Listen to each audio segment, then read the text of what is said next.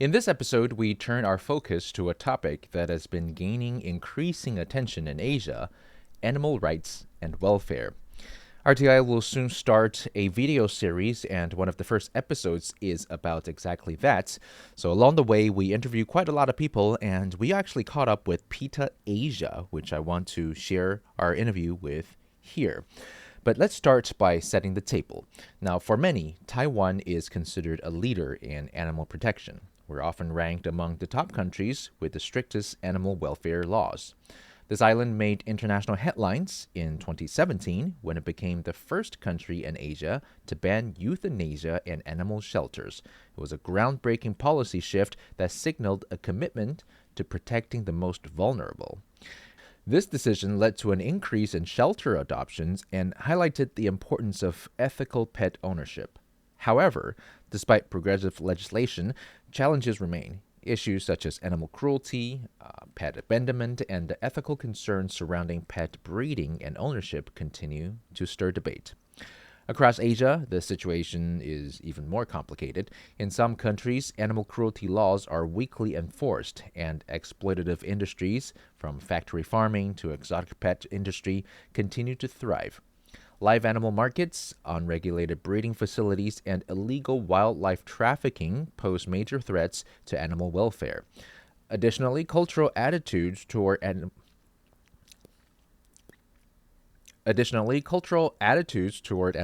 vary widely, with some communities embracing pet ownership while others view animals primarily as commodities. Now, this makes it difficult to establish a unified approach to protection and advocacy. So to help us navigate these issues today, we are honored to be joined by Abigail Forsyth, the Asia Campaign Manager of PETA, that's People for the Ethical Treatment of Animals. With years of experience leading campaigns that expose cruelty and promote animal welfare across the continent, Abigail has been at the forefront of the fight for stronger protections, from advocating for an end to the fur trade and factory farming to pushing for stricter penalties for animal abuse. She's worked tirelessly to ensure that animals are given the dignity and the rights that they deserve. She's also played a key role in investigating large-scale abuse cases and working with governments to strengthen animal protection laws. In this episode, we'll explore Taiwan's standing in global animal rights rankings, the biggest violations observed by PETA across Asia, and whether current legal frameworks are enough to protect animals from harm. We'll also discuss the ongoing debate over ethical pet breeding, the effectiveness of trap, neuter, and return, that's TNR programs for stray animals, and whether tougher penalties or alternative approaches are the best ways to prevent cruelty. Additionally, we'll take a closer look at the rise in pet ownership across Asia and how education and stricter regulations could play a role in ensuring responsible pet care. I'm your host, Joey Chou, and this is Beyond the Reefs.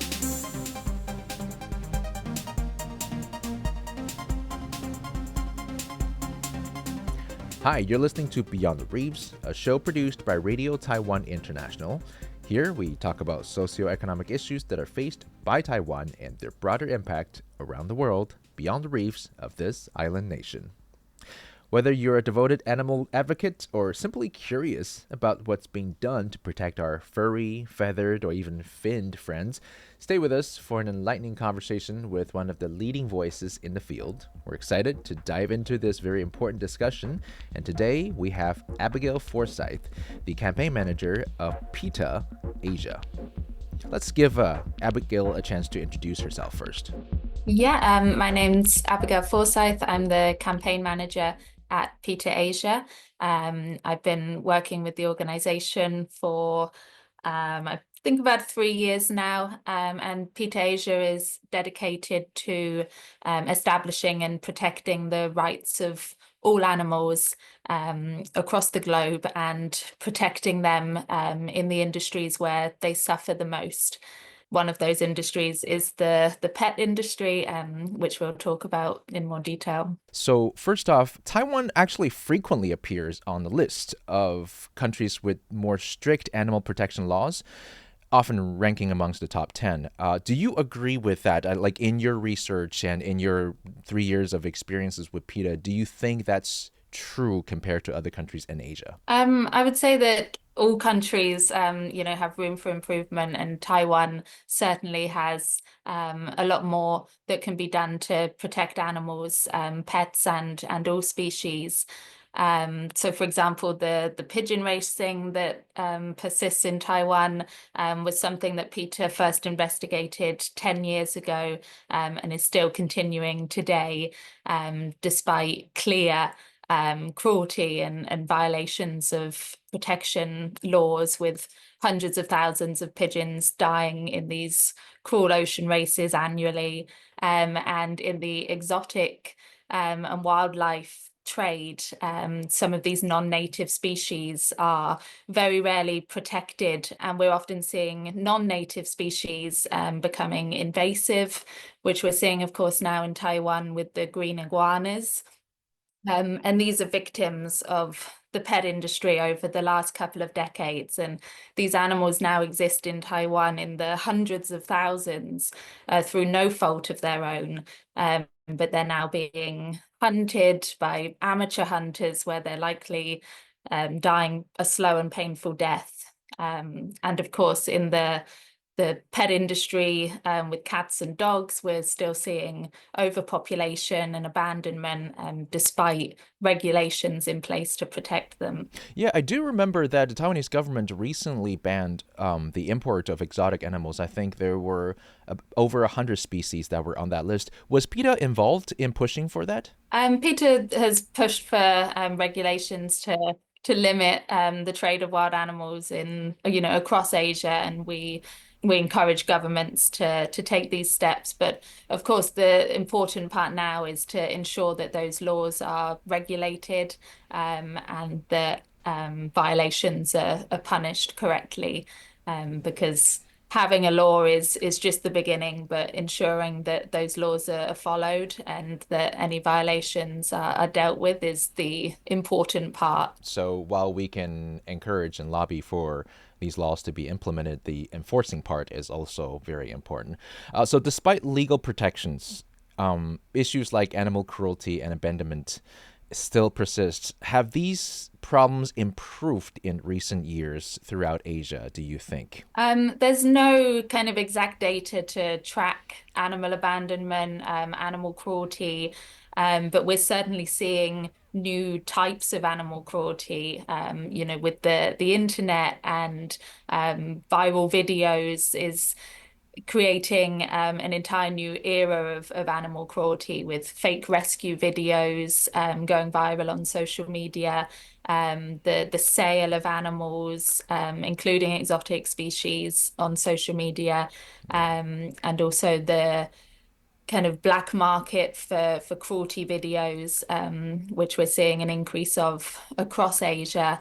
And certainly animal abandonment continues to be an issue. We're seeing shelters full of companion animals worldwide, because breeding continues in almost every single country in the world, despite shelters being full of animals who are in need of a loving home. I can't imagine how difficult it is to do your job because it seems like you're not dealing with one or two major issues, nor are you collaborating with one or two major government authorities. It seems like you're attacking a microbiology of different things happening at the same time. Like you just mentioned with the fake rescue videos that is now very popular on social media. I mean, how do you even begin to address that as an organization that is run internationally? Yeah, we tried to work with the large social media platforms, to push them to enact policies that would ban these videos, or that would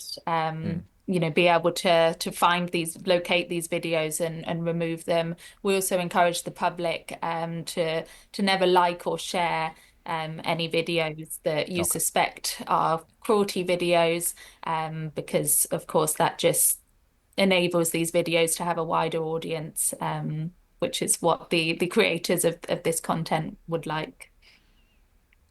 Yeah, of course, they're trying to incite some sort of drastic emotions, and usually negative ones are more viral.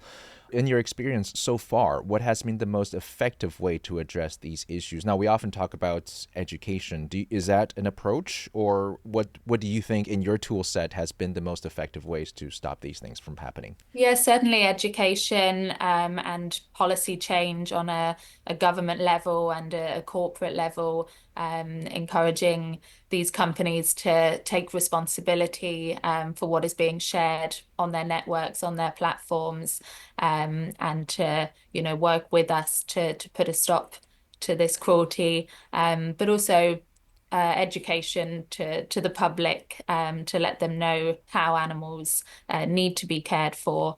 And this Mm. is also included with pet ownership, having these regulations in place to encourage people to consider whether they have the ability to provide for the needs of these animals. Yeah, that I want to talk about. It's a perfect segue because about pet ownership, I am a pet owner myself. When I first registered my pets, all that I was asked for is qualification based items. So, do you make enough money? Do you have a place of accommodation for the pets to live in? None of them are merit based, I find. So, have you heard of any pet ownership programs that insist that pet owners maybe should go through some sort of education or training before they become pet owners? Or are you pushing for that right now? Yeah, I've not come across any places, countries or cities that are kind of mandating any education programs. And people do need to be more aware of the unique needs of an animal that they're taking into their home. Mm-hmm. And of course, being able to financially care for an animal or having the space to care for an animal is important. But there are other things to take into consideration. And in Rome, it's actually a legal requirement that you walk your dog daily.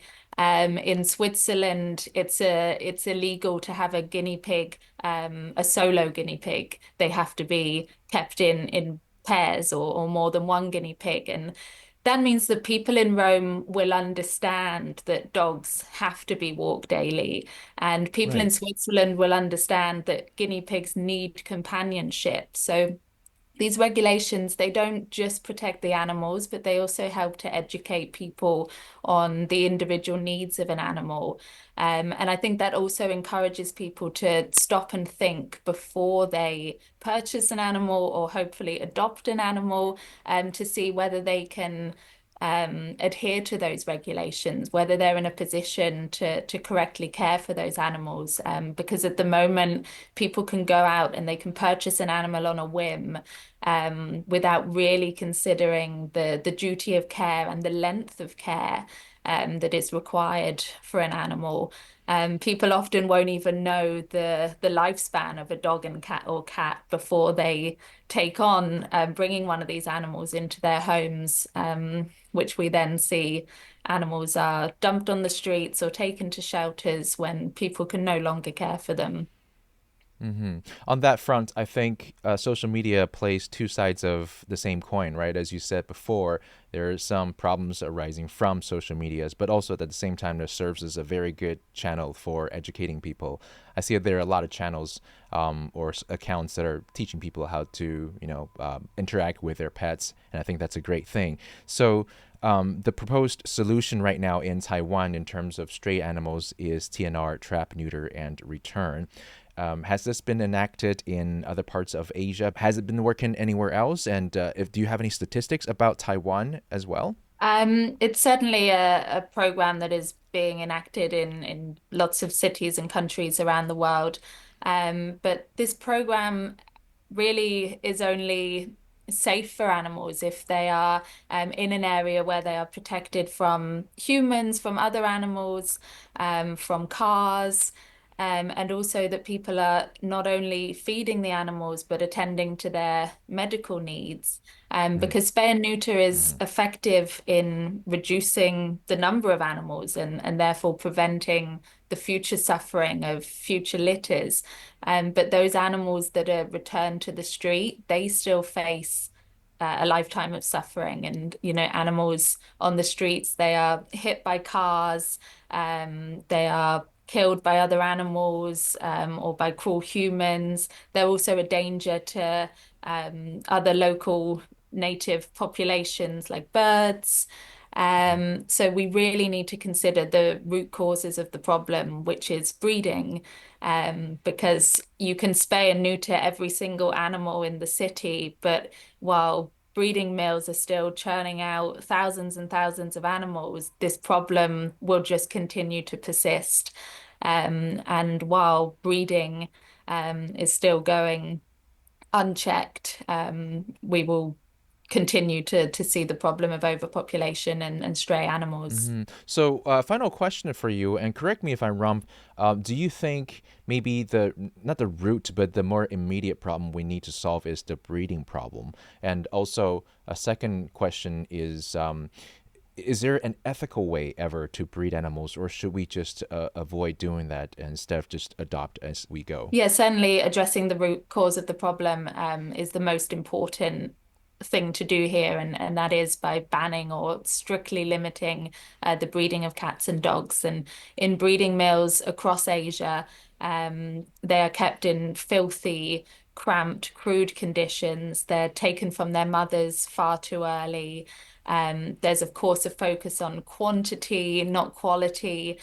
So these animals are often born with birth defects, or they face physical problems, which can be later costly to the animal guardians, or they can have behavioral problems, which can lead to the guardians later abandoning the animals. So, of course, we should always be encouraging people to adopt an animal from a shelter, rather than supporting breeders and pet stores. And, pet shelters, animal shelters, they have dogs and cats of every breed, every size and color. And all these animals are in need of a loving home. And every time somebody purchases an animal from a breeder or pet store, they're denying one of those animals in a shelter a home. That may be the most important issues that we need to address right now, which is, like you said, to either ban or have very strict breeding regulations across Yeah. Asia, around the world. Remember, the way we treat our animals is a true reflection of the height of our civilization in the end, Yeah. right? So thank you so much for joining us. Is there anything else do you think that I missed, or is there any campaigns that PETA Asia is running right now that you really like to mention? Is there anything that you would like to add to this interview? Just that, we've seen, I think, in the past year that Taiwan has kind of reinforced those regulations for companion animals, and that you're now required to register your cats and dogs. You're required to spay and neuter those animals. And we hope that this will in turn lead to a decrease of the animals that we're seeing on the streets and in shelters. But the important thing now is for Taiwan to enforce those laws, and to address the root cause of the problem, which is the pet stores and breeders. Yeah, I like the way you delicately put that, because it's not time to pat our backs just quite yet. So let's keep the momentum going and continue to take care of all species of animals who need love. Abigail, thank you so much for joining us today. No, thank you very much for having me on the show, Joey, and for letting your listeners know more about this important topic. And that concludes our conversation speaking with PETA, their perspectives and outlooks of the case with animal cruelty and how we can better educate the public to make this situation improve over the years. As I mentioned at the very top of the program today, RTI is currently, or at least RTI English, is currently working on a series of videos to explore some of the industries in Taiwan that are less talked about, and maybe unveil some of the, I wouldn't say darker parts of Taiwan, but certainly the parts that don't often get covered in your day-to-day, travel guides or cultural exploration videos. So look out for these series of videos, and the first one coming up is going to be about the pet industries of Taiwan. And we'll see you there. So make sure you follow RTI on YouTube. But this has been Beyond the Reefs, and I am Joey Chou. We'll see you next week.